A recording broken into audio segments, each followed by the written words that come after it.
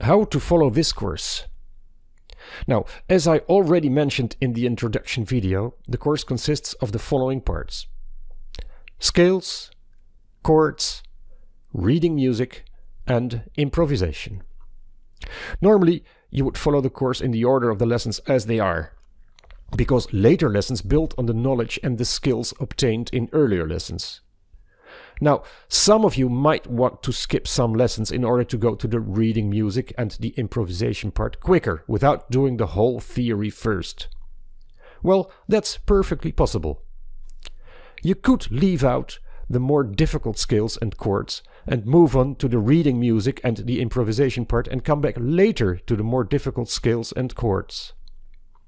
In this case, in the file order-of-the-lectures.pdf that comes in the resources of this lecture, you will find the information on which lectures you could skip. Later, when you feel that you're ready to do all or part of the missed lectures, then simply go back to them.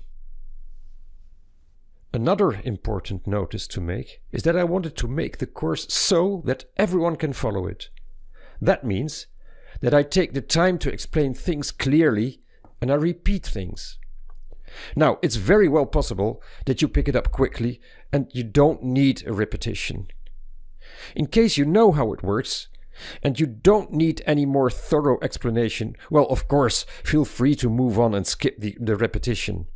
It makes, of course, no sense to lose time on things you already know.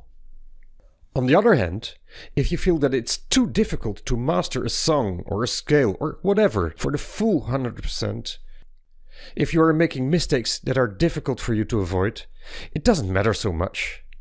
In that case, just continue to the next lectures, and in the future, if you want, just come back to that song, scale, or whatever.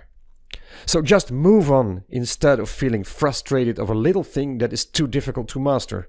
The most important is that you enjoy making music.